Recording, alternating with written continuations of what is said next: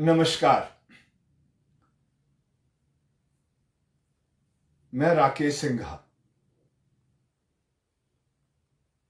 मैंने सुबह आज सूचित किया था कि आज मैं हिमाचल प्रदेश के ज्वलंत मुद्दों और जो मेरे चुनाव हलके के मुद्दे हैं उससे मैं लोगों से रूबरू होना चाहता था और इसलिए अभी मैं आपके साथ चर्चा करना चाहता हूं। आप सब जानते हैं कि हिमाचल प्रदेश की सरकार ने 2022-23 का बजट पेश करने के बाद एक इस तरीके की तस्वीर हिमाचल प्रदेश में पेश की जिससे ऐसे एहसास हो कि लोगों की दुख तकलीफ बजट के लागू होने के बाद समाप्त हो जाएगी। लेकिन आज ये हकीकत सच्चाई है कि जिस समय से हिमाचल प्रदेश की सरकार ने बजट को पेश किया उसके बाद हिमाचल प्रदेश की आवाम की दुख तकलीफ, उसकी पीड़ा, उसकी दर्द कई गुना बढ़ चुकी है। और बढ़ने का आप सब जानते हैं कि मुख्य कारण है कि जो हिमाचल प्रदेश की सरकार और केंद्र सरकार का जो पूरा का पूरा नीति वो गरीब के प्रति ना होकर वो आज देश के कॉर्पोरेट घरानों के प्रति उसकी सारी नीतियां चलती है। और यही मुख्य कारण है जिससे आज अमीर अमीर होता है और गरीब गरीब होता है। आप जानते हैं कि चंद घराने हैं इस मुल्क के अंदर। पहले टाटा बिरला का नाम सुना जाता था, लेकिन आज की तारीख में ये जो अंबानी अडानी है इनकी आय तो कई गुना बढ़ गई है, लेकिन जो गरीब है, पीड़ित है, मेहनत कश है, वो आज बहुत पीड़ा के दौर से गुजर रहा है। और इसीलिए इस पूरी समझ के आधार पर जो हमारे सामने आज कुछ जो ज्वलंत मुद्दे उस पर मैं आपसे रूबरू होना चाहता हूं, उससे मैं आपसे चर्चा करना चाहता हूं। बहुत से फोन मुझे रोज आते हैं और कुछ फोन इस तरीके के हैं कि उनकी बात को सुन के बहुत दुख होता है। हम समझते थे कोरोना के दौरान जो हमारा मेडिकल का स्टाफ है, डॉक्टर्स हैं, हेल्थ स्टाफ है, नर्स है, टेक्नीशियन है, सफाई कर्मचारी है, सिक्योरिटी गार्ड्स है, आपके जो आउटसोर्स में काम करने वाले जो कर्मचारी है जो हॉस्पिटलों को चलाते हैं, ऐसा सोचा जाता था, समझा जाता था कि सरकार उस कोरोना के पीरियड में जो उन्होंने बहुत मेहनत की, अपनी जिंदगी को हथेली पर रखकर जो जान से खेलकर जो लोगों की सेवा की, कि ऐसा लगता था कि कोरोना के तीसरे दौर के समाप्त होने के बाद इनको सम्मानित किया जाएगा।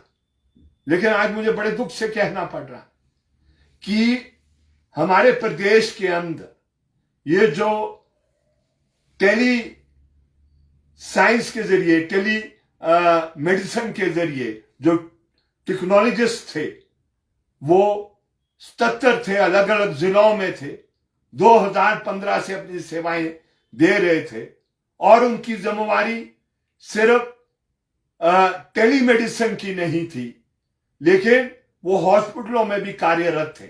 और कोरोना के समय टेलीमेडिसिन वो मरीजों को गाइड करते थे, उनको दिशा देते थे, उनकी मदद करते थे और कोरोना से बचने के लिए भी बहुत से उपाय जो वर्ल्ड हेल्थ ऑर्गेनाइजेशन ने दिए थे, जो प्रोटोकॉल्स थे वो दिया करते थे। लेकिन 23 मार्च को उनकी सेवाएं समाप्त कर दी। 6-6, 7-7 साल कार्य किए और ये अधिकतर महिलाएं हैं, यंग महिलाएं हैं। और 23 मार्च वो दिन चुना गया जो हमारे देश के अंदर बहुत ऐतिहासिक दिन है। जो शहीदी दिवस के नाम से जाना जाता है। उस दिन हमारे स्वतंत्रता सेनानी जो भगत सिंह, सुखदेव और राजगुरु जिनको फांसी लगी, वो दिन सरकार ने चुना उनकी नौकरी को समाप्त करने के लिए। और ना जाने उस समय से कहां कहां किस दरवाजे में वो उन्होंने खटकाए, विनती की सरकार से, अर्जियां दी, लिखित रूप में दी, मुंह जबानी कहा गया, लेकिन उनकी सर्विसेज को बहाल नहीं किया जा रहा है। यही नहीं, उससे पहले आप जानते हैं 108 और 102 के कर्मी थे, जिन कर्मियों के लिए उनकी नौकरी समाप्त कर दी गई थी, इस बहाने कहते हुए कि जो पहली जीवी की कंपनी है उसके साथ एग्रीमेंट समाप्त हो गया है और एक नई बिहार की कंपनी के साथ समझौता कर दिया गया है। उस बहाने उनकी सबकी सेवाएं समाप्त कर दी गई थी। लेकिन वो कर्मी और CIQ के लोगों ने वहां पर मोर्चाबंदी लगाकर ये 18 फरवरी को एक संधि की गई, एक एग्रीमेंट किया गया, जिस एग्रीमेंट में उन्होंने ये बात मानी नेशनल हेल्थ मिशन ने कि 2 महीने के अंदर सबकी सेवाओं को बहाल कर दिया जाएगा। नई कंपनी के मालिक लोग, जो उनके जो पदाधिकारी गण थे, जो प्रबंधन पक्ष था, वो भी मौजूद था और एक समझौता किया गया, जिस समझौते में यह माना गया कि 2 महीने के अंदर रख दिया जाएगा। आज बड़े दुख से कहना पड़ रहा है, दर्द होता है, पीड़ा होती है कि अभी भी 27 ऐसे हैं जिनको नियुक्ति पत्र तक नहीं दिया है। जिनको नियुक्ति पत्र भी दिया है उनको अभी रखा नहीं है, उनको कोई सैलरी नहीं मिल रही है, सिर्फ महज नियुक्ति पत्र दिया गया है। तो ये हालात है। एक एग्रीमेंट करते हैं और उसमें जो सरकार का तंत्र है इस बात को कबूलता है कि उनको रखा जाएगा, जिसमें महिलाएं भी है, उसमें आपके ड्राइवर्स हैं, लेकिन अभी तक नहीं रखा गया। आज सुबह मैंने MD महोदय से वार्ता की, मैंने उनसे विनती की, मेहरबानी कर वो जो करार 18 अप्रैल को किया गया है उसको आप अमली जामा करें। हालात क्या है, आज ऐसी परिस्थिति के अंदर ये जो लोग रोजगार में लगे थे, रोजगार से निकाल दिए गए हैं, और जो दूसरे रोजगार में लगे हैं उनकी क्या परिस्थिति है। वो जो हमारे दोपहर का भोजन बनाने वाले जो है मिड डे मील वर्कर, पिछले 3 महीने से वेतन नहीं मिला है। जनवरी का वेतन वैसे ही नहीं मिलता है। हालांकि हिमाचल प्रदेश के उच्च न्यायालय ने, हाई कोर्ट ने 2019 के अक्टूबर के महीने में एक फैसला दिया था, जिसमें उन्होंने कहा था कि अगर शिक्षा विभाग में बाकी कर्मचारी, अध्यापक, नॉन टीचिंग स्टाफ 12 महीने की तनख्वाह अगर उसको मिल सकती है, तो आपको जो दोपहर का भोजन बनाने वाले लोग हैं, उसमें महिलाएं हैं, उसमें मर्द हैं, उसको भी आपको 12 महीने का वो मानदेय देना है। उनको वेतन नहीं मिलता है, मानदेय कहा जाता है कि वो मानदेय देना है। लेकिन वो हिमाचल प्रदेश की सरकार उस हाई कोर्ट के ऑर्डर को चुनौती देने के लिए सुप्रीम कोर्ट चलेगी। ये आप देखिए, गरीब है और कितना उसको दिया जाता है, आप एक न्यूनतम वेतन का भी मानदेय नहीं दिया जाता है, अपने परिवार को जिंदा रखने का भी नहीं मिलता है। और उन कर्मियों को आपने जनवरी का तो मिलता नहीं है, फरवरी का वेतन नहीं दिया है, मार्च का वेतन नहीं दिया है, अप्रैल के ये जो महीना है समाप्ति की ओर जा रहा है, इसको अभी तक आप वेतन नहीं दिए हैं। ये हालात है। और पिछले दिनों में वो जो पानी खोलने वाले हैं, जल रक्षक जिसका दर्जा है, जिनको भी न्यूनतम वेतन नहीं मिलता है, 4100 तक ही उसको वेतन मिलता है, उसको भी 2 महीने के वेतन नहीं दिए गए थे। वो तो धमकी देने के बाद कि हड़ताल कर देगा जल रक्षक, तब जाकर ये 24 अप्रैल को 2 महीने का वेतन दिया गया। तो आप हालात देखिए, HRTC जो सेवाएं देती है वो 13 अप्रैल को उनकी क्या कहते हैं वेतन दिया गया। उनके साथ ना जाने कितने समझौते कर दिए गए हैं, लेकिन आज हालात ये हैं कि जो 2020 में रिटायर हुए हैं, जो रिटायर बेनिफिट कर्मचारियों को एचआरटीसी के अंदर मिलना था, वो 2020 के बाद के रिटायरमेंट बेनिफिट नहीं दिए गए हैं। रात दिन एचआरटीसी का कर्मी काम करता है, रात को भी वर्कशॉप में काम करेगा, सुबह के लिए बस को तैयार करता है, रात्रि सेवाएं चलाता है, लेकिन अब ना रात्रि सेवा के क्या कहते हैं भुगतान कर रहे हैं, ना ओवर टाइम का अलाउंस क्या कहते हैं ये दे रहे हैं। 36 महीने का अभी ये पेंडिंग है, ये हालात हैं। और जो देनदारियां एचआरटीसी की है वो 1300 करोड़ से अधिक है, 1300 करोड़ की है, जिसमें वो जो काम करने वाला कर्मी है उसकी है, और उसके अलावा जो जहां से आपने वर्कशॉप के लिए सामान लिया है वो लिए है। और हालात तो ये हो गए हैं जो जिसका हवाला करना भी आज बहुत कठिन हो जाता है। जो बात छूट गई थी 108 की, पिछले कल कहीं सिरमौर से एक जो 108 की एम्बुलेंस चल रही थी, उसके पूरे के पूरे जो टायर है, पहिए है, बिल्कुल साफ हो गए थे, उसके धागे निकल गए थे। इस हालात में ये क्या कहते हैं हिमाचल प्रदेश की सरकार सारी व्यवस्था को क्या कहते चलाना चाहती है।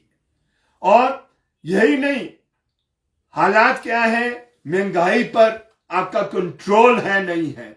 और उसका कंट्रोल होने का मुख्य कारण क्या है कि जो वो नीति थी जिसमें आप रेगुलेट करते थे दामों को, वो एक प्राइस लिस्ट होती थी, उसको नियंत्रण किया जाता था। एसेंशियल कमोडिटीज एक्ट जो उस मुल्क के अंदर था, जिस एसेंशियल कमोडिटीज एक्ट को आपने जब 3 फार्म बिल लाए थे उसको उस समय समाप्त कर दिया था, लेकिन 3 फार्म लॉ तो वापस हो गए हैं।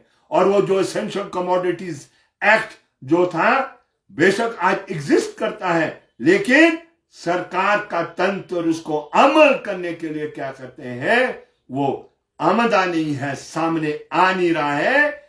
और पूरी की पूरी आप हालात देख सकते हैं, आसमान छू गई है महंगाई, जीना मुश्किल हो गया है। और आपका आटे का दाम देख लीजिए, आपका चावल का दाम देख लीजिए, आप वो कुकिंग ऑयल का दाम देख लीजिए।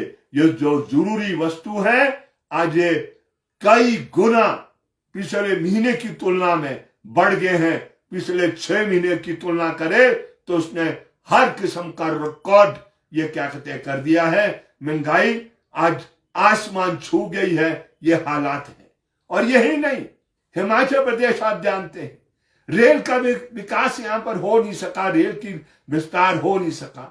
सारी एसेंशियल कमोडिटीज, हर वस्तु, चाहे वो फैक्ट्री से वो दुकान को जो आएगी, या जो हम पैदावार वो खेत में करते हैं, खेत खलियान से जो वो किसान पैदा करता है, जो मंडियों में जाना है, सारा का सारा वो जो भाड़ा है वो आज डीजल और पेट्रोल की ताकत के आधार पर चलता है।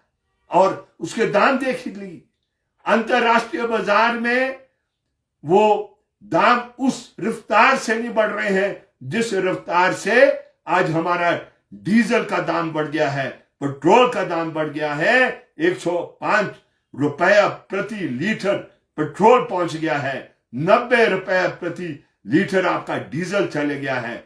और जो आपका कुकिंग गैस है, एलपीजी है, जिसमें लोग खाना बनाते हैं, उसका आज सिलेंडर 1152 रुपया तक, 52 रुपया तक पहुंच गया। तो आप बताइए, एक तरफ से ये महंगाई है, दूसरी तरफ से आप रोजगार दे नहीं पा रहे हैं। जो रोजगार में लगे हैं उनको आप रोज निकालने का कार्य कर रहे हैं। और जो दूसरा हमारा क्या कहते हैं कर्मी है जो सरकार को चलाता है, उसके सारे के सारे प्रश्न वहीं के वहीं खड़े हैं, सिर्फ भ्रमित करने का काम किया जा रहा है। चाहे वो प्रश्न नया जो आपका वेतनमान आना था, वो जो आपकी वेतन बढ़ने थे पे कमीशन के जरिए, चाहे वो राइडर का क्वेश्चन था, नए वेतनमान का क्वेश्चन था, जो आपकी डिस्क्रिपेंसियां थी उनको हटाने का काम था, सारे के सारे वही है। और एक बढ़िया बहाना दे दिया है ओल्ड पेंशन स्कीम को वो रिवाइव करने के लिए, नई पेंशन स्कीम को समाप्त करने के लिए, कि ये अकेली सरकारें नहीं कर सकती है, ये तो अखिल भारतीय उसका फैसला होगा। और ये जो भारतीय जनता पार्टी की सरकार है ये करने वाली नहीं है, लेकिन ये भ्रमित करती है। और आज आउटसोर्स का कर्मी सारा का सारा भ्रमित है। आप जो ये टेलीमेडिसिन टेक्नोलॉजिस्ट थे उसको कह रहे हैं अभी पता करना है हम कि आउटसोर्स में आप आएंगे कि नहीं आएंगे। कंप्यूटर टीचर को कहा जा रहा है आप आउटसोर्स में आएंगे कि नहीं आएंगे। अभी अब सरकार पिछले 4 साल से कार्य करती रही है, लेकिन उसको यही पता नहीं लग रहा है कि आउटसोर्स कौन है और वो क्या कहते हैं जो पक्का कौन है।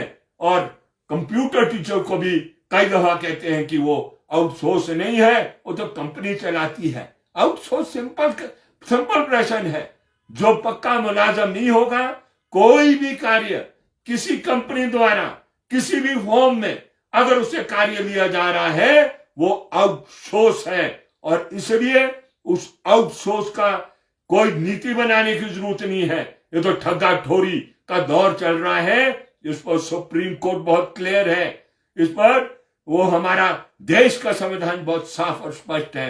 एक किस्म के कार्य के लिए 2 किस्म के वेतनमान नहीं हो सकते। यह प्रश्न सुप्रीम कोर्ट ने एक दफा निर्धारित नहीं किया है, अनगिनत समय निर्धारित कर दिया गया है। हाँ, अपॉइंटमेंट का तौर तरीका क्या होगा वो अलग बात है, लेकिन इस प्रश्न को लेकर भी इतना तो साफ होना चाहिए कि जो कर्मी आउटसोर्स में है, जिस मर्जी को कार्य वो कर रहा है, जो उस महकमे के अंदर जो वेतनमान उस डाटा ऑपरेटर का होगा वही वेतनमान आउटसोर्स का होगा। जो पक्के वो आपके सिक्योरिटी गार्ड का होगा, जो आपके वो पुलिस कर्मी जो सिक्योरिटी का काम करता है वही आउटसोर्स के सिक्योरिटी गार्ड का वेतन होगा। 2 वेतनमान नहीं हो सकते हैं। ये बहुत सिंपल बात है, ये जटिल है नहीं इसमें, लेकिन सरकार कमेटी पर कमेटी गठित कर कर बस इस इंतजार में है कि उसको भ्रमित करे और जो उसकी पीड़ा है उसको सिर्फ वो बातों से उसको खुश रखकर उस पीड़ा को दूर करना चाहती है, लेकिन पीड़ा उसकी बढ़ेगी घटेगी नहीं, ऐसा मेरा मानना है। इसीलिए इन सारे प्रश्नों को लेकर आज किसान के क्या हालात हो गए। आप देखिए कि जो पिछली सब्सिडियां थी सारी की सारी आपने समाप्त कर दी है, लेकिन जो सब्सिडी का अमाउंट आपको देना था, अकेले ठेव के इलाके के अंदर जो ये सब्सिडी की मात्रा है ये 18 करोड़ रुपया थी। 18 करोड़ रुपया। हम इस बात को अप्रिशिएट करते हैं कि पिछले दिनों में 1 करोड़ कुछ वो जो एंटी हेल नेट की सब्सिडी है वो सरकार ने पहलकदमी करके दी, लेकिन वो बतेरी नहीं है। आपको वो जो सारी पेंडिंग सब्सिडी है वो आपको प्रदान करनी है। अगर आप उसे प्रदान नहीं करेंगे, आज खेती करना किसान के लिए बहुत कठिन हो गया है। दुनिया के अंदर जो कॉरपोरेट घराने भी खेती करते हैं, अमेरिका के अंदर करे, यूरोप के अंदर करे, जापान के अंदर करे, पहली बात तो यह है कि बहुत छोटी संख्या है किसान की जो दुनिया में खेती करती है। अमेरिका के अंदर शायद ये फीसदी जो खेती करने वाला किसान है यह मात्र 1.5-2% है, बाकी खेती तो कॉर्पोरेट घराना करते हैं।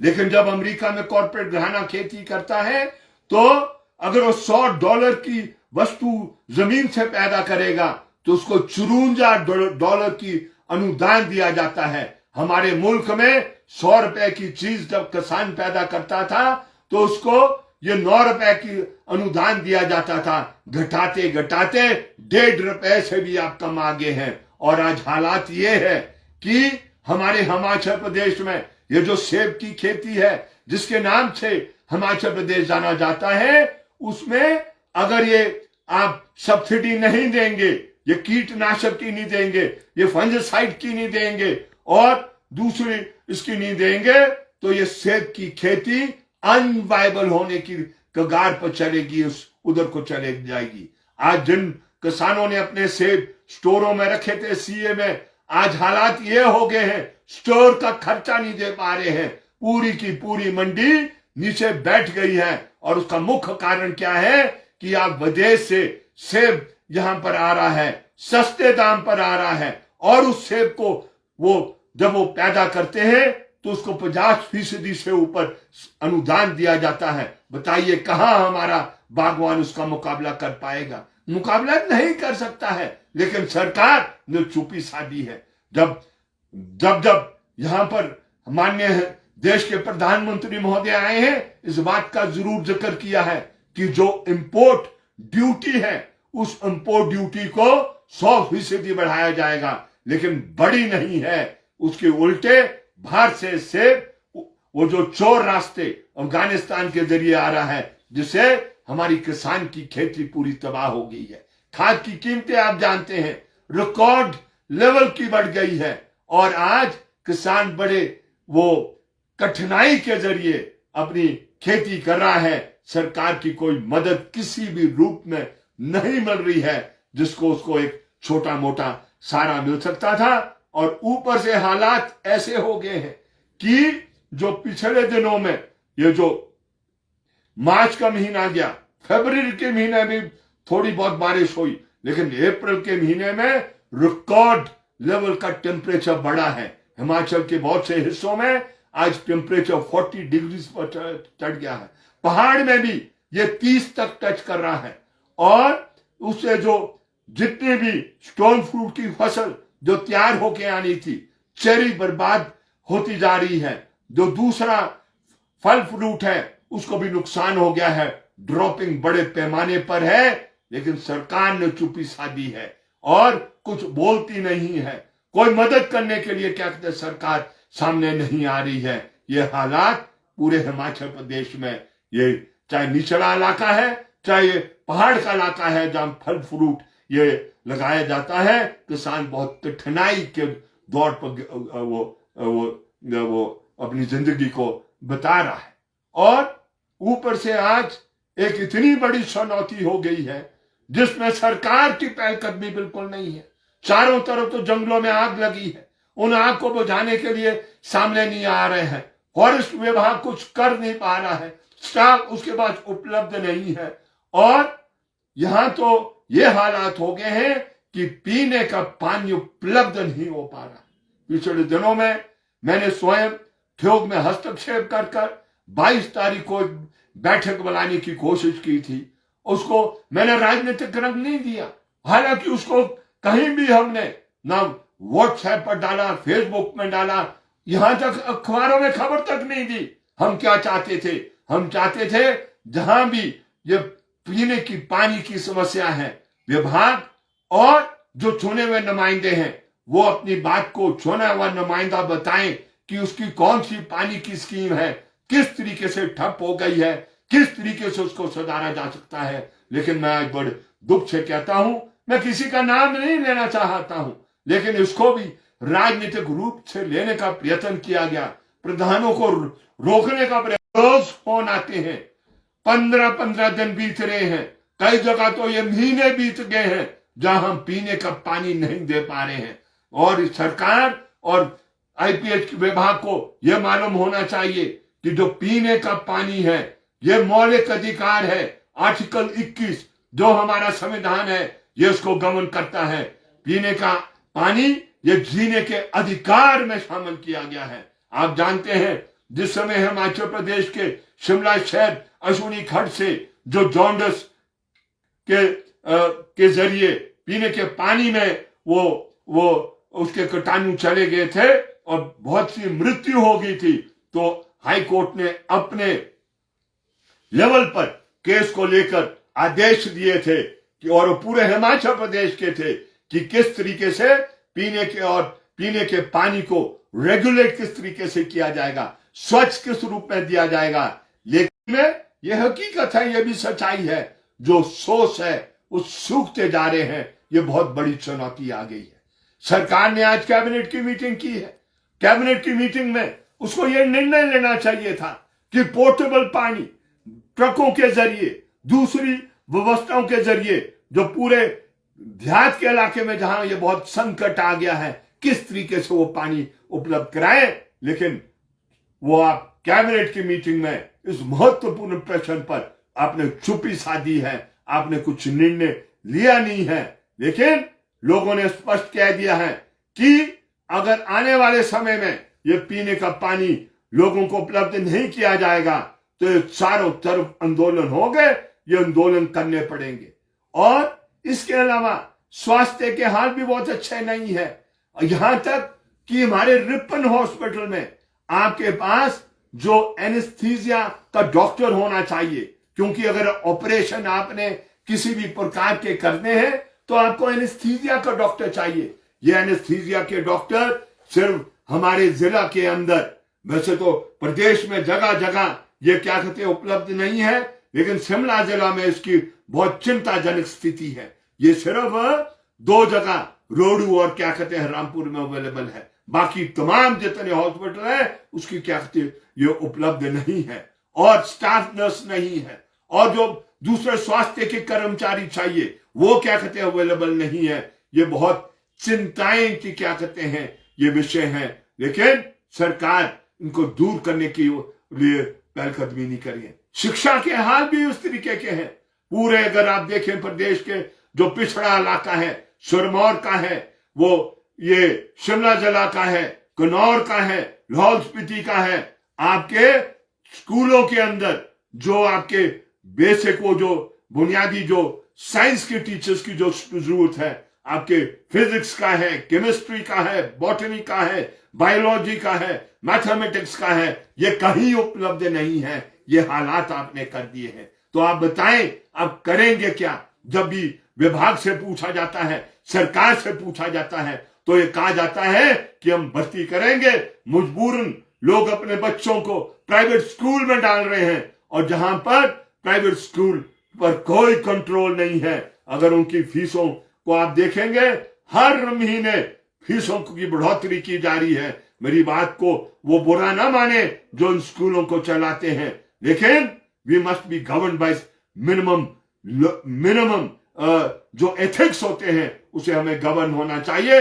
लेकिन वो सारा दृष्टिकोण ये है, नोट किस तरीके से आए यही दृष्टिकोण है। और इससे बड़ा दुख होता है जब सरकार हस्तक्षेप कर कर ये फीस पर क्या कहते हैं पाबंदी नहीं लगा सकती है, एक फुल स्टॉप नहीं लगा सकती है, और ये फीसें आसमान छूने वाली होती है।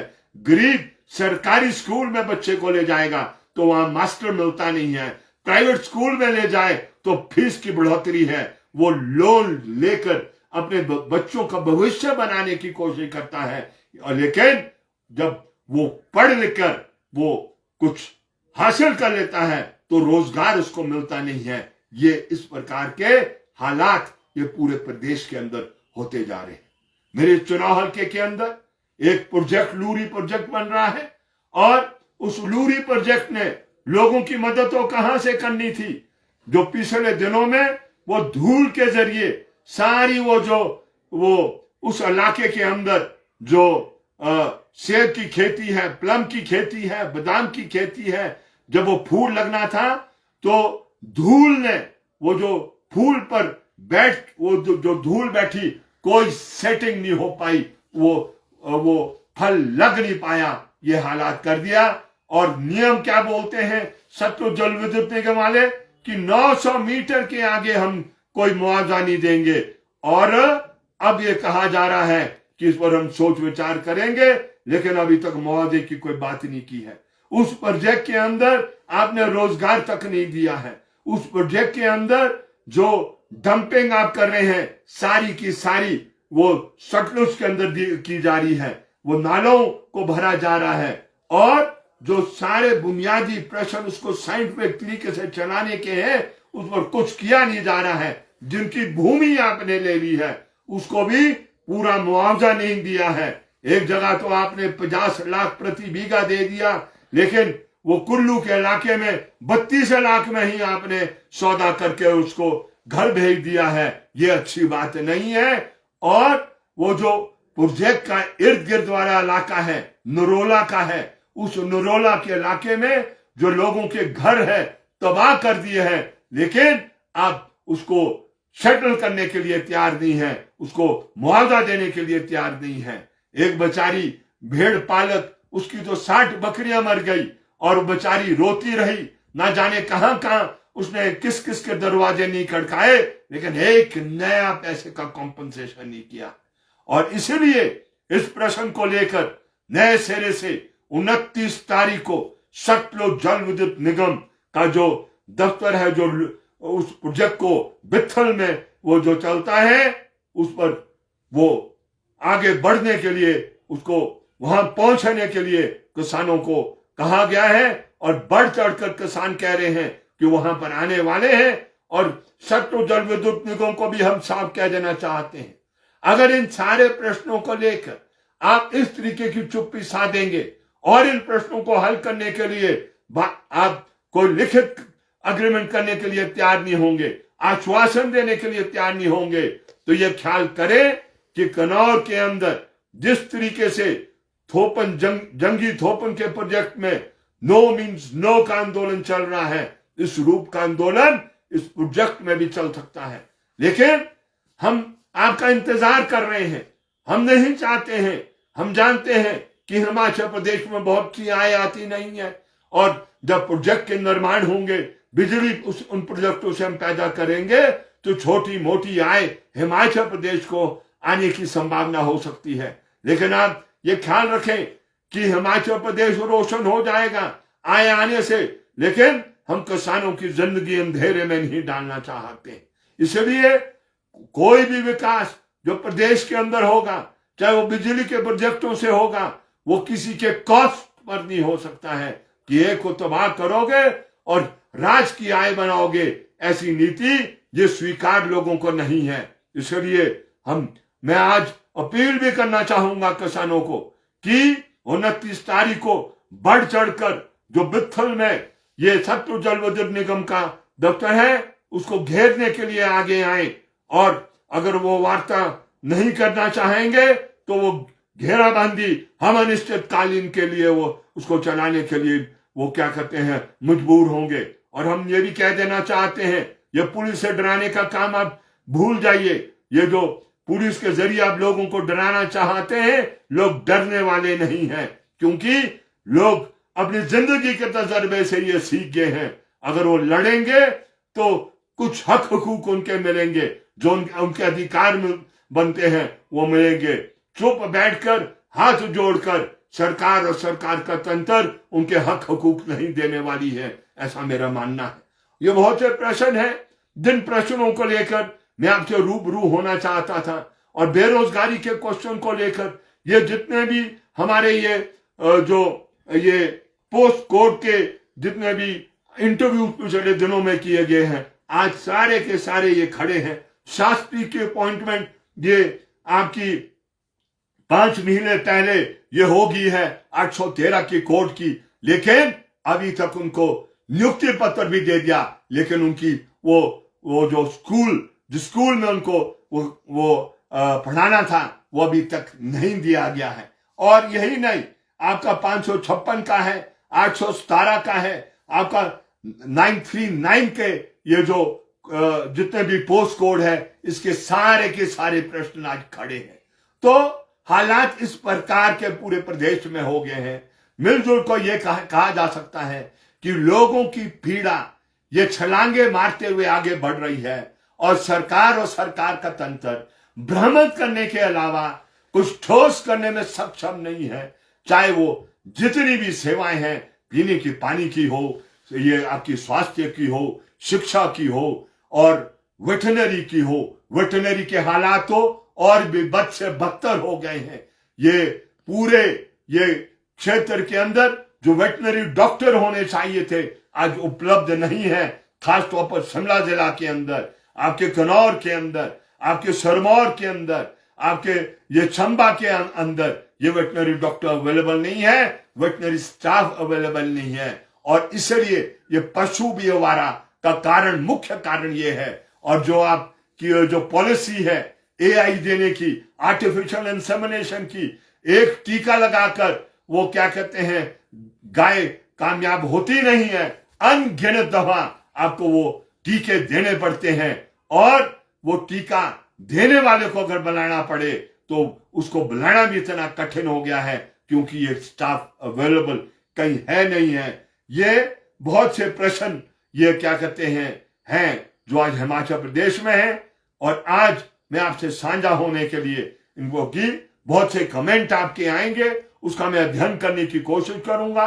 संभव है कि इस छोटे से समय के अंदर मैं सारी बातों को लेकर अपनी पार्टी की ओर से ये बात नहीं रख पाया हूं, लेकिन मैं आपको वायदा करना चाहता हूं कि communist party of India Marxist आपके साथ इस कठिन घड़ी में खड़े रहने वाली है। और यही नहीं, जिन जिन जनता के संगठनों के अंदर हम काम करते हैं, किसानों के अंदर हम काम करते हैं, मजदूरों के अंदर काम करते हैं, छात्रों के अंदर काम करते हैं, नौजवानों के अंदर काम करते हैं, महिलाओं के अंदर काम करते हैं, मध्यम वर्ग कर्मचारियों के अंदर वो जो यूनियन के निर्माण कर्मचारी करते हैं, हम सबको विश्वास दिलाना चाहते हैं, कहीं भी आपकी पीड़ा होगी, कहीं भी आपकी दर्द होगी, और आप संगठित होकर उस संघर्ष को चलाएंगे, तो उस संघर्ष में हम निश्चित रूप से, हमारी आवाज कम हो सकती है, हमारी ताकत कम हो सकती है, लेकिन आप हमारा इम्तिहान ले लेना,